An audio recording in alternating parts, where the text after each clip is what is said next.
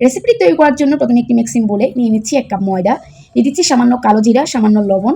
প্রথমে শুকনো উপকরণগুলো প্রথমে হাত দিয়ে মিশিয়ে নিব। মেশানো হয়ে গেছে, এখন আমি অল্প অল্প নর্মাল তাপমাত্রার পানি দিয়ে একটা ডো তৈরি করে নিচ্ছি। ডোটা আমার তৈরি করা হয়ে গেছে, এটাকে ঢাকা দিয়ে আমি 20 মিনিট রেস্টে রেখে দিচ্ছি। এখানে 2টা আলুকে আমি ফ্রেঞ্চ ফ্রাইয়ের মতো লম্বা লম্বা করে কেটে নিয়েছি। এরপর ঠান্ডা পানির মধ্যে সামান্য লবণ দিয়ে আমি ভিজিয়ে রাখবো 10 মিনিট। কিছু আলু আমি সিদ্ধ করে হাত দিয়ে ম্যাশ করে নিয়েছি। তার মধ্যে দিয়ে দিচ্ছি একটা পেঁয়াজ কুচি, পেঁয়াজগুলোকে একটু ছোটো ছোটো করে কেটেছি।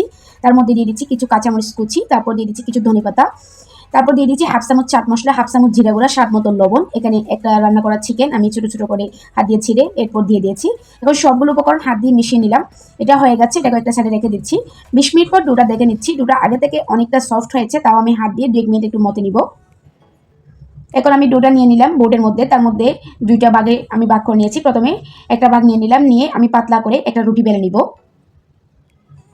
পাতলা করে একটা রুটি বেলে নিয়েছি। এখানে একটা স্টিলের গ্লাস নিয়ে নিয়েছি।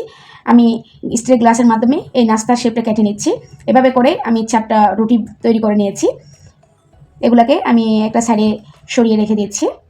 প্রথমে আমি যে আলুর পুরটা তৈরি করে রেখেছিলাম, এখান থেকে অল্প একটু পুর নিয়ে নিচ্ছি। আমি যেগুলো আলুর ফ্রেঞ্চ ফ্রাই তৈরি করে রেখেছিলাম, এখান থেকে একটা আলুর টুকরো নিয়ে নিয়েছি। তার মধ্যে আমি আলুর ভর্তা দিয়ে এভাবে করে ললিপপের মতো তৈরি করে নিচ্ছি। তারপর যে রুটিগুলো ছোটো ছোটো তৈরি করে রেখেছিলাম, এগুলো উপর দিয়ে আমি টেডের উপরে ক্যাপ পরার মতো করে আমি পরিয়ে দিয়েছি। এভাবে করে সবগুলো নাস্তার শেপ দিয়ে দিয়েছি। এগুলো এখন বাজার পাড়া। এগুলো বাজার জন্য আগে থেকে আমি কড়ার মধ্যে পর্যাপ্ত পরিমাণ সয়াবিন তেল গরম করে নিয়েছিলাম। প্রথমে 3টা নাস্তা দিয়ে দিয়েছি। আমি চুলার আঁচটাকে মিডিয়ামে রেখে এগুলোকে ক্রিস্পি করে ভেজে নিচ্ছি। এগুলো ভাজা হয়ে গেছে, এগুলো আমি উঠিয়ে নিচ্ছি।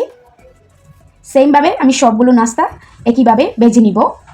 সবগুলো নাস্তা একইভাবে ভেজে নিয়েছি। একটা নাস্তা নিয়ে একটু আপনাদেরকে ভেঙে দেখাচ্ছি ভেতরে কেমন হয়েছে। এখন আলুর পুর ভরা, উপরটা একদম ক্রিস্পি। আমি ভিতরে একটা আলু দিয়েছিলাম, এটা দেখুন খুব ভালোভাবে সিদ্ধ হয়ে গেছে। দেখুন কত সহজে